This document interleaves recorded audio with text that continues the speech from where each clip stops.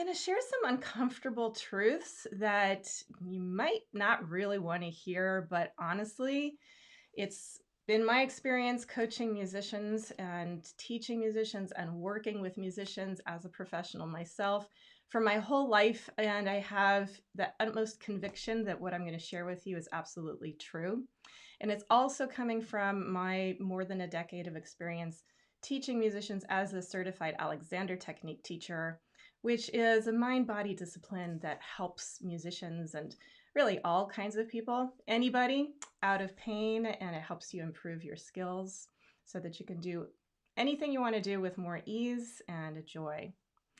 If you haven't met me yet, I'm Jennifer Roig-Francolí.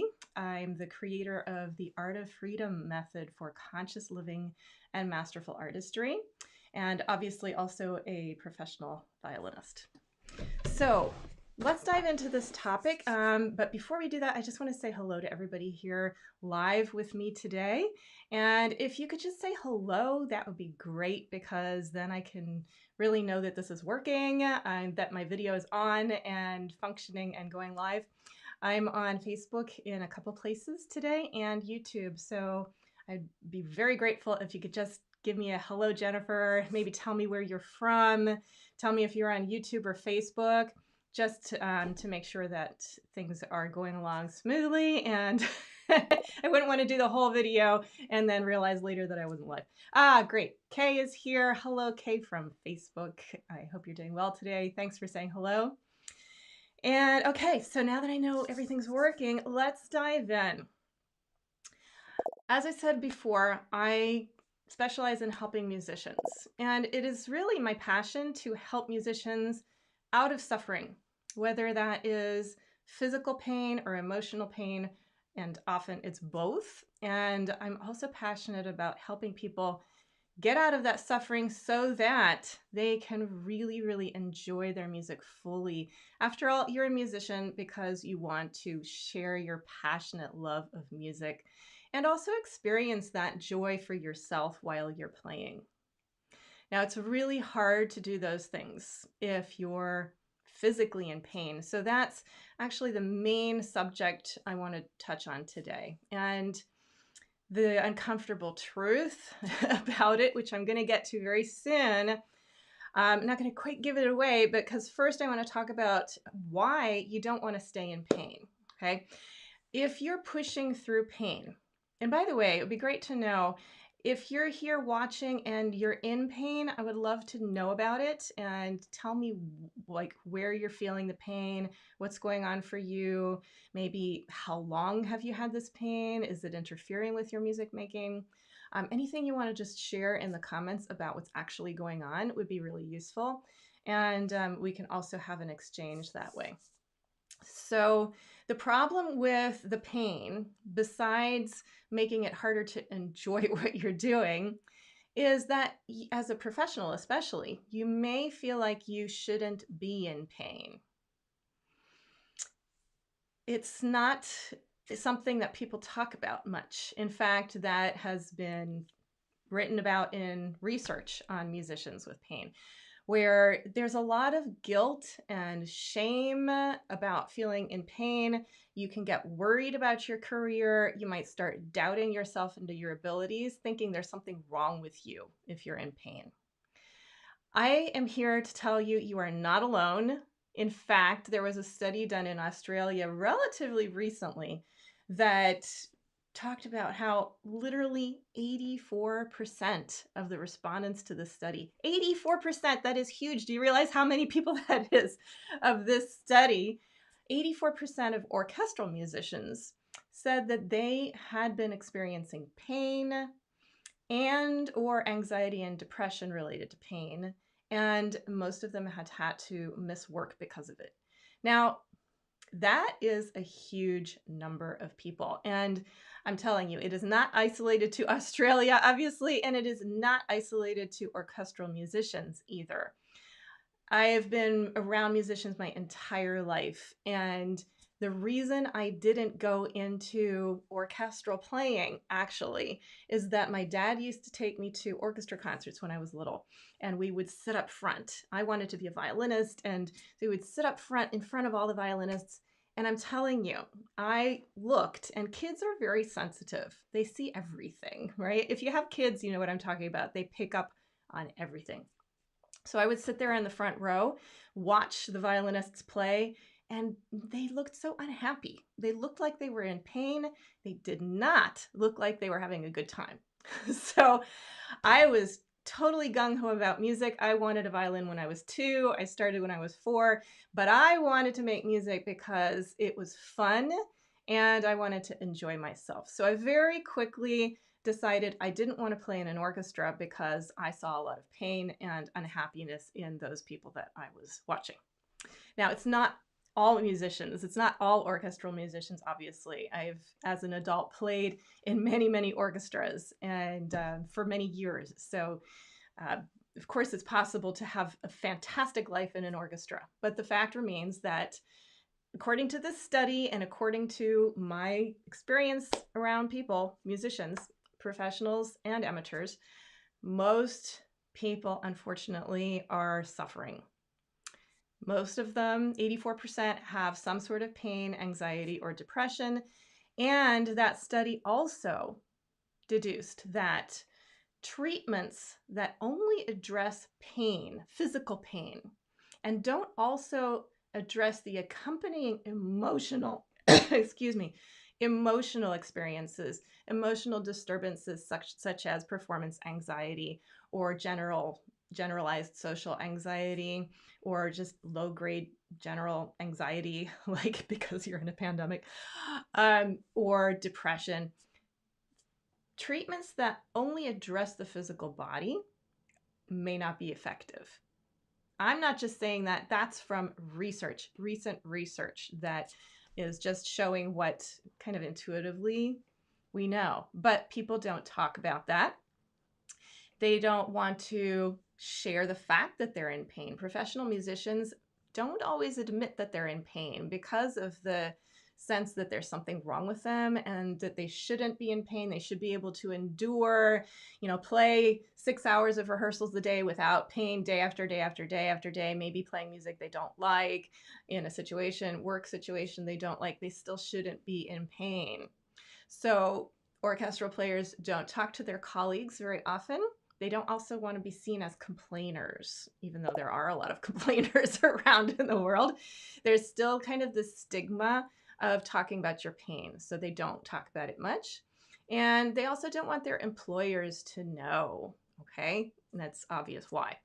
And that goes for freelancers too. Freelancers, they're not going to tell people that they're in pain because they want to get hired. And if a contractor finds out that you have pain issues, they might be less likely to hire you, and your livelihood depends on it, right? So does this sound familiar? Is there anybody out there who's a freelancer who has had pain, or an orchestral musician who has had pain and tried to hide it? What happens if you hide? Actually, comment in the comments. And I love how people are coming on here. I just want to say hello to Marion. And I can't see everybody's names, unfortunately, because of how the system is that I'm using so that I can be on YouTube at the same time. So there's a Facebook user here. I'm just going to take a time out here and read this comment. Embouchure pain in the upper lip for 25 years. Ouch. I am so sorry about that. And this person also says, had to stop playing for 3 years, doing work on somatic therapy and unraveling repressed emotions. Good. That's great. This is what I'm going to be talking about very soon, is how you need a system that integrates everything, as shown by research. Jasper, thank you so much for your comment and telling me your name. I appreciate it. Thanks for being here. Okay, so let me continue.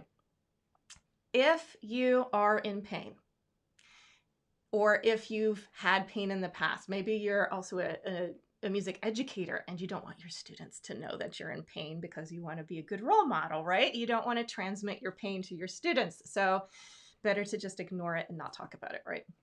So if you have had pain, you've probably tried one of the following things. you've probably tried taking a break, maybe not playing for a few days or a few weeks, and God forbid, a few years, like Jasper just shared. Um, yeah, there are so many people, and I've had so many people come to me to work with me, actually, who have had to stop playing for long periods of time. And they come to me like as a last resort. They've tried everything else, and unfortunately, they've tried everything else. They've had to go through that process before they found my work.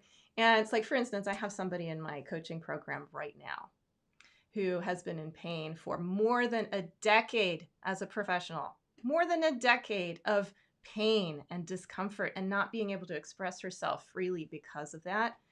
She's in my program right now, and it's only been a couple months, and every single day she can play without pain now for a limited period of time because she's progressively being able to play longer periods of time every day. But after more than a decade of pain, trying everything. Now, finally, she's in my program, and within a couple months, she's playing pain-free every single day. I would say that's a big win. So anyway, what I was going to say is that you've probably tried resting. You probably tried workarounds, like you play anyway because you have a gig or a rehearsal and you kind of have to be there.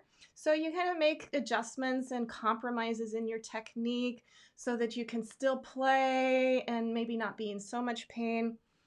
But that usually, both of those things, resting or making workarounds while still playing, they can give you some temporary relief, but they're not getting to the root of the problem at all. They're just like putting a Band-Aid on a wound that hasn't actually been treated. So, I mean, it's better than nothing. It's always a good idea to rest. Maybe stop playing if you're in extreme pain. Very, very, very good idea. But it's not going to solve your problem. I think that's pretty obvious, right? But we do it, okay? And other things you may have tried: physical therapy, stretching, exercising, going to the chiropractor, getting a massage, okay? These things, even acupuncture and alternative therapies, somatic therapies, those things can all be helpful. But most of them, I said somatic therapies, those are the ones that potentially could go deeper. But getting massage, chiropractic, physical therapy, stretching, exercising, those things are not going to go to the root of your problem. They're just not, because they do not address the whole person. Okay. The only other thing that I can think of that people tend to try, and actually it's very important, I should just say right up front, which I always say, if you're in pain, you should go to get a diagnosis from a qualified medical practitioner. Go to a doctor and find out, what's wrong. It's a very good idea. I say always, not always. It depends on your pain. It depends on you as an individual. But getting an accurate medical diagnosis, it's just really good information. And also, sometimes it's important to know exactly what's going on so that you don't minimize it and hurt yourself by thinking, oh, it's nothing, when it's actually tendonitis, inflammation, rotator cuff issue. It's helpful to have that accurate diagnosis. And having a diagnosis is not going to solve your problem, obviously. And if you go to the doctor, you're likely to get a diagnosis, a prescription, possibly drugs, and those can be helpful and important in certain cases. But they're still not going to solve your problem. They're not going to get at the root of the problem. Neither is surgery. And obviously with drugs and surgery, there are major risks. And they're expensive, right? Somebody put $3 signs there. Yes, right. You spend years going to all of these different practitioners, trying all these different methods. The student who's with me right now, really, she came to me as a last resort, as many people do, having tried for years, gone to doctors, tried massage, chiropractic. She said, I've gone down the whole list. I've tried everything. This is unfortunately very common. Now, here's the uncomfortable truth. Now I'm getting to the key moment of this presentation, what you've all been waiting for. The uncomfortable truth that these practitioners are not trained to see or address. is the fact that your pain, the root cause of your pain, is not your body. It's how you choose to use it. Now, what do I mean about that? What do I mean by how you choose to use it? Well, everybody has their unique personality, their unique body. We're in the body we're born in, right? I didn't choose this body. I didn't choose this personality. And I spent a lot of my life trying to change some of those things, right? And to good effect. I'm happy with some of the changes I've made in myself. But the point is, you have your body, you have your personality, it's unique.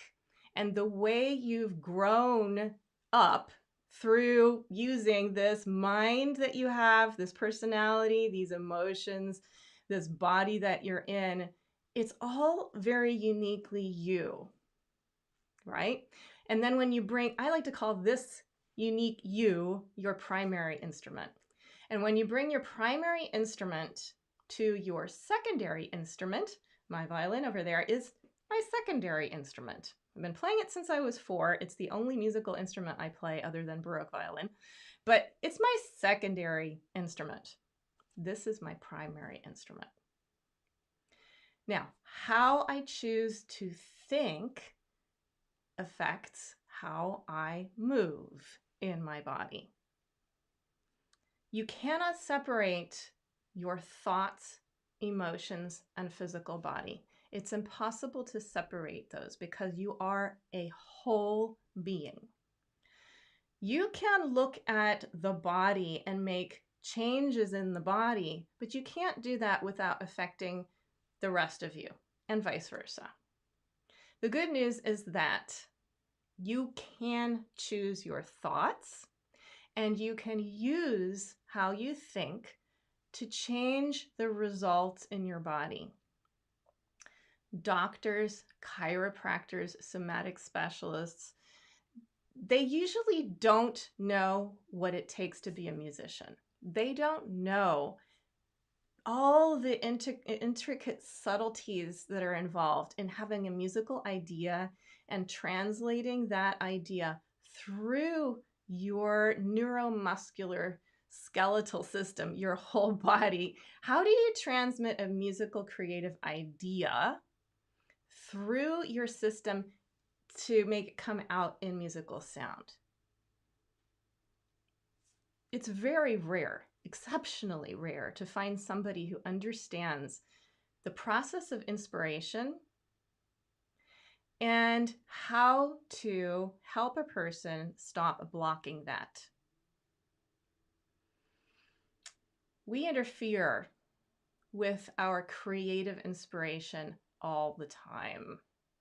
Throughout the day, we're interfering with our natural expression. We're interfering with having an idea and letting it flow through us. We're interfering with our movements as we walk down the street. We're interfering with our movements as we talk on the phone.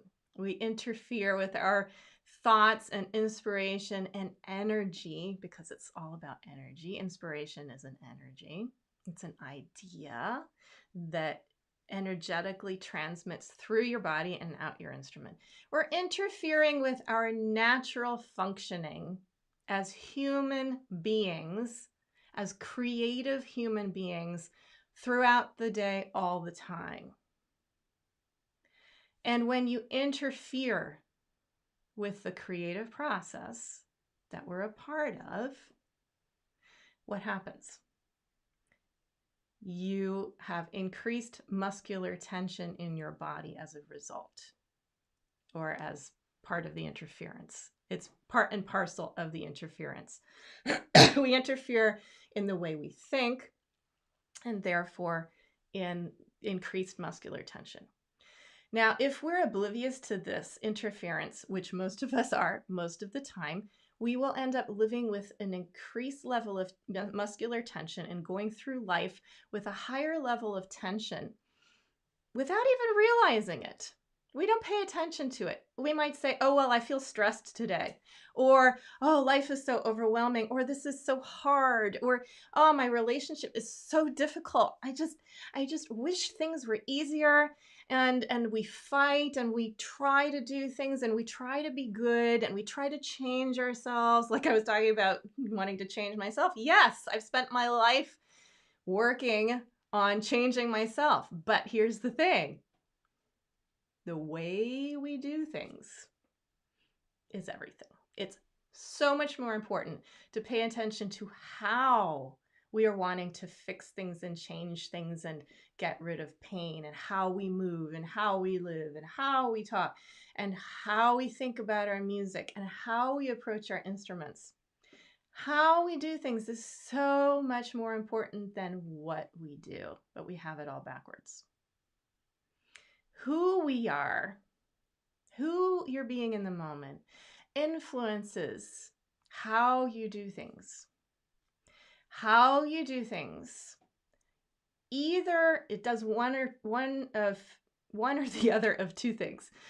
How you do things is either in a way that allows for more freedom and ease and energetic flow and inspiration and freedom in your body and in your music making, or either that, or you're going in the direction of more constriction and more muscular tension, more efforting as you're playing, as you're walking, as you're in your relationship, as you're trying, even if you're really excited and passionate about what you're doing, you can be increasing muscular tension and think that it's a good thing, when it's actually just blocking the free flow of that inspirational creative process.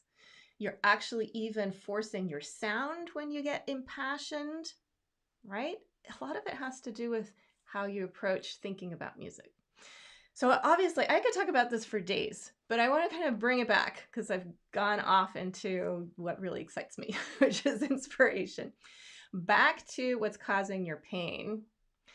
This really uncomfortable truth that people are not trained to see, and therefore they will not tell you because they don't know, is that it's how you are being yourself in the world, how you are expressing yourself, the choices that you're making, the unconscious and conscious thoughts that you have from split second to split second to split second, every moment of every hour of the day, even when you're sleeping, we have unconscious thoughts.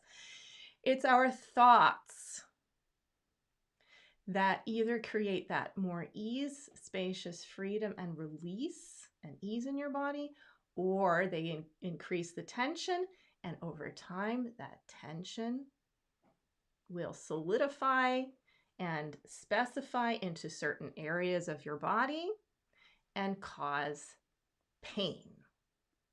It's an overall whole person issue that causes specific pains. Your arm problem is never an arm problem. If you have tendinitis, your problem is not tendinitis. That's a result of a bigger problem, a deeper problem.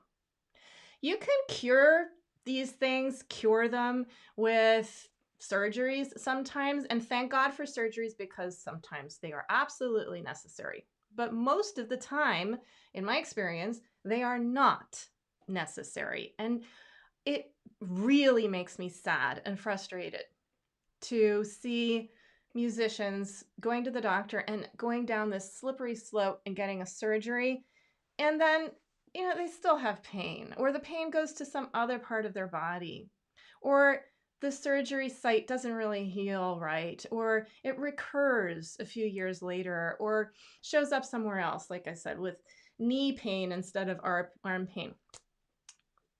It's not always the case, but it's, from my experience, I've seen this far too many times, and it's sad because surgery is not going to address the fundamental root cause of why that pain showed up in your life.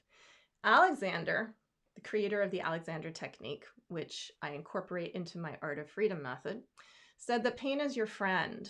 Now that may feel really uncomfortable also. It's like, no, I hate pain.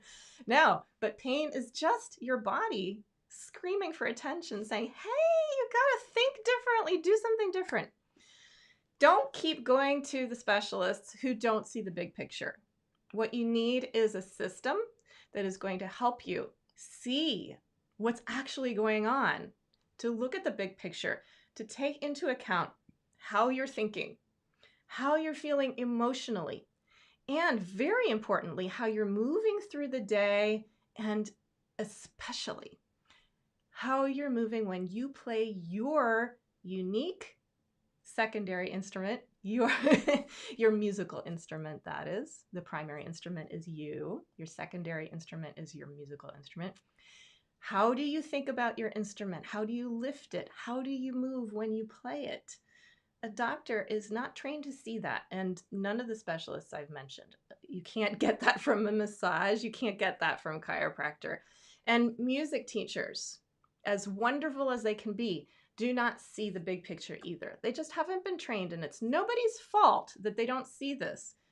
They just haven't been trained that way, and our culture doesn't think holistically. That's just a fact, an unfortunate fact. So what I want to share with you now is a solution that I can offer you. And I'm going to hop over to the comment right now. I saw something pop up before I give you a solution here.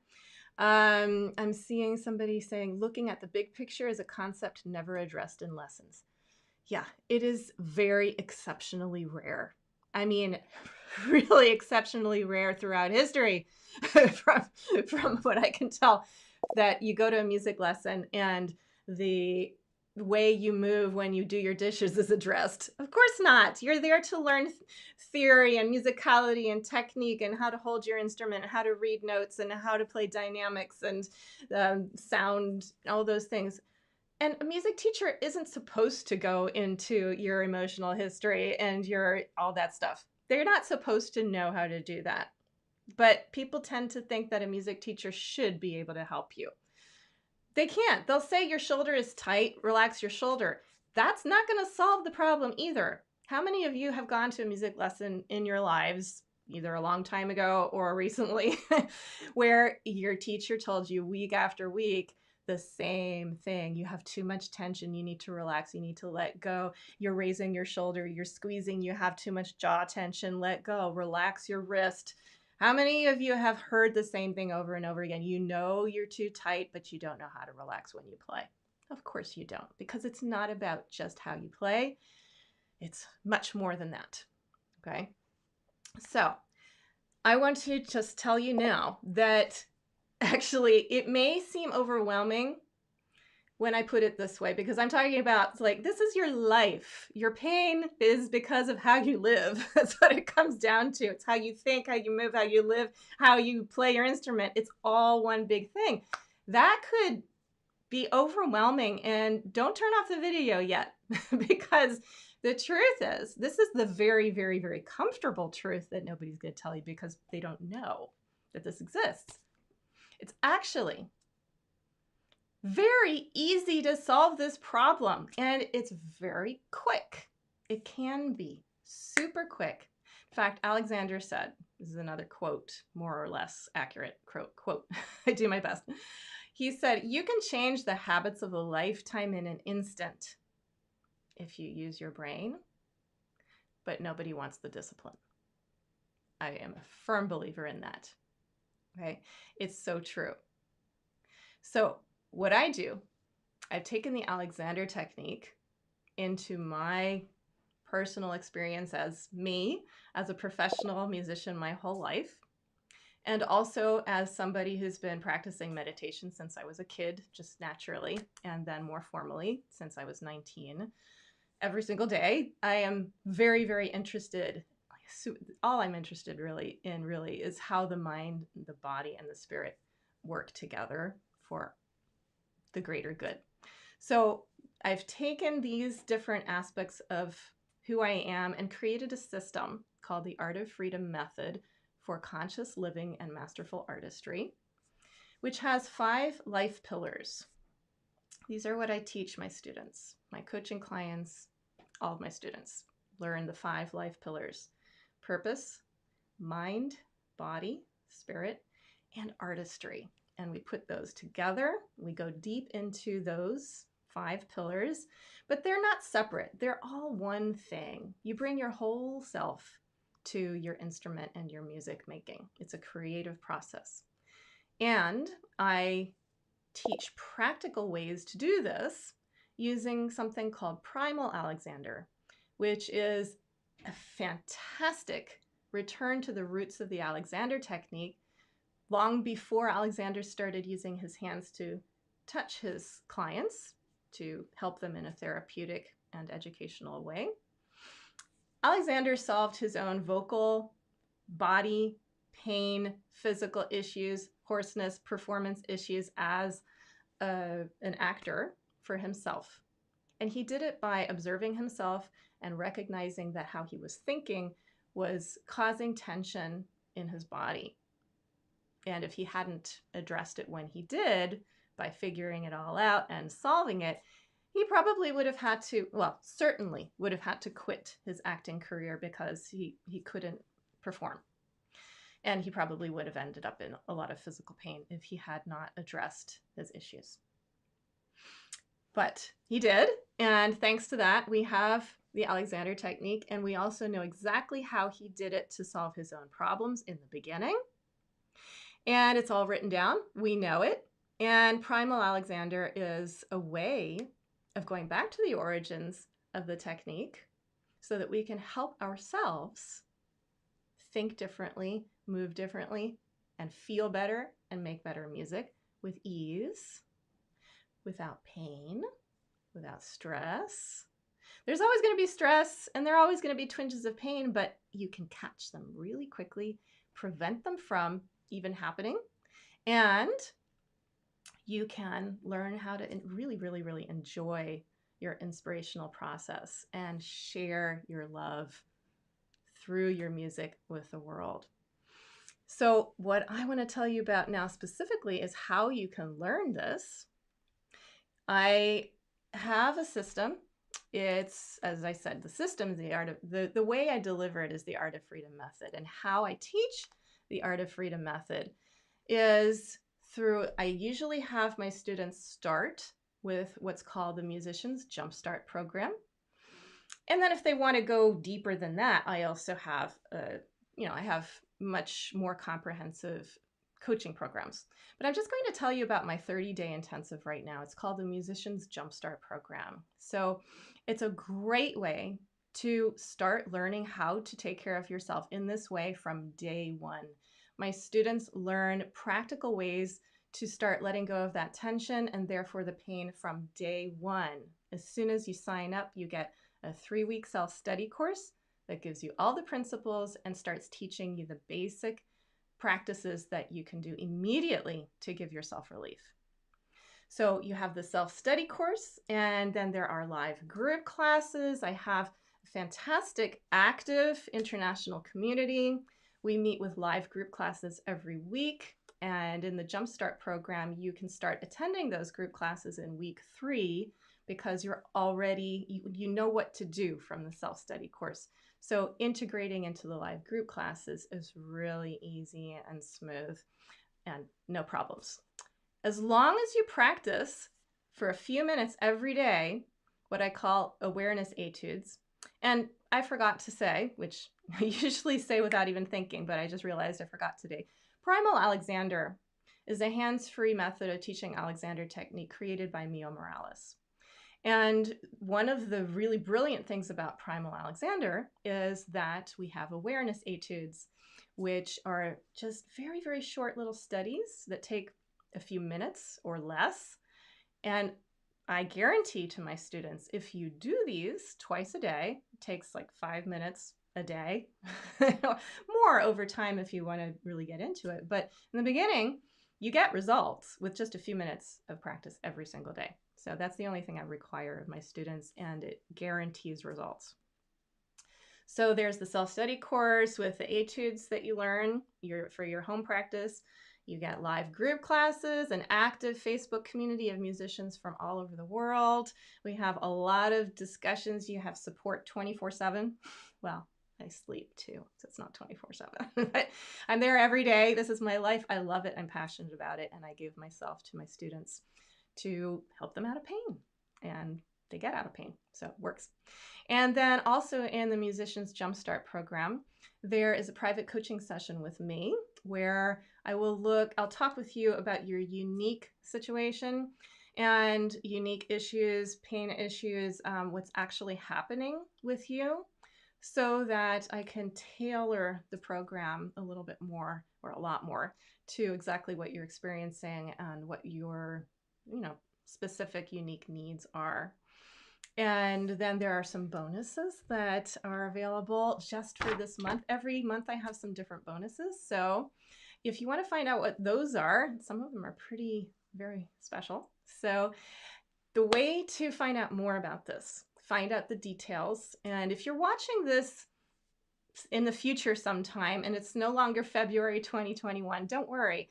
This Jumpstart program has been around for a long time, and it's evolved, but I've had it for years. It's incredibly successful. People love it. They get results very quickly. And so I'm sure if you're watching this in the future, I still have it. And I just probably have other special bonuses that are different from February 2021. So just contact me, message me. If you're on YouTube, just go down to the comments, and also on Facebook. Just put in the comments that you're interested. On Facebook, just message me, private message me, ask me for details, and I'd be happy to share, obviously, all the details with you, and we can get you started right away with your self-study course as soon as you're ready. So that's what I've got for you today. Just to sum up, it's not the pain that you have is the fault is not your body. It's not like you have a bad knee or a bad arm or there's something wrong with you. There's nothing wrong with you. There's just nothing wrong with you, and you don't have to fix it. But you do need to see from a different perspective. You need to have a holistic perspective that takes into account not just your body, not just how you're feeling physically, but how you're feeling emotionally, how you're thinking as you go about your day, and how you relate to your musical instrument, how you lift it, how you approach it, how you think about performing, how you think about your orchestra and your conductor, how you think about your colleagues, your relationships. All of it influences what's going on in your body. And it's very simple. Either the way you're thinking is causing increased tension in your musculature, which can lead to pain. Either that, or you're thinking in a way that increases well-being and ease and freedom of movement and natural healing. That's what I want to share with you. I want to help you stimulate your natural healing mechanisms in a way that's really simple, really fast. You can tell from the beginning that it's having an effect from day one of learning this program. So message me today about the Musicians Jumpstart program. Ask me for more details if any of this is interesting to you and you're like, I need this, I want this. Don't waste more time. I've had so many students, like I said before, who've spent years trying to get out of their pain. They go to this doctor, that specialist, get massages every week. You know how expensive it is for orchestra musicians to get massages every week? Well, they feel great and they give you temporary relief, but they don't solve your problem. And going to the chiropractor endlessly for years, that's not going to solve your problem either. It'll give you some relief, but it's not going to solve the problem. That's my opinion, but I think it's true. Okay, so thank you so much for being here. Hey, Susan, it's great to see you over there. Susan says this work with the whole being is a revelation. Absolutely, I agree. I'm a veteran lesson junkie. Laura says thank you. You're welcome. All right, wonderful. Somebody's saying really good points. I can't read your name. I don't know who it is. Sorry, but thank you. And Gonka says hello. Thank you so much. You are very, very welcome. Thank you all for being here. If you're watching the replay, I love your comments also. Please share your comments. I always look back at them and I'd be happy to interact with you later. And please subscribe to my YouTube channel and share this video with any musicians you think might be suffering in any way. This is obviously not just about physical pain. So tell people it helps. All right, lots of love to you. Enjoy the rest of your day. Bye-bye.